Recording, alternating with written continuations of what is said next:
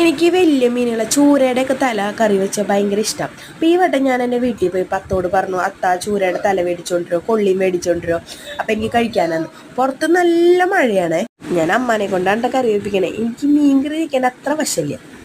ഒരു ചട്ടിയിൽ എണ്ണ ഒഴിച്ച് അതിൽ ഉലുവ പൊട്ടിച്ച് ചെറിയുള്ളി, സവാള, തക്കാളി, പച്ചമുളക്, വേപ്പില, ഇഞ്ചി ചതച്ചത് ഇതെല്ലാം ഇട്ട് നന്നായി വഴറ്റിയിട്ടാണ് അതിലേക്ക് മഞ്ഞൾപ്പൊടിയും ഉപ്പും ആവശ്യത്തിന് ഇട്ട് കൊടുത്ത് 1.5 ടീസ്പൂൺ മല്ലിപ്പൊടിയും 1 ടീസ്പൂൺ മുളക് പൊടി ഇട്ട് നന്നായി ഇളക്കി കൊടുത്തു.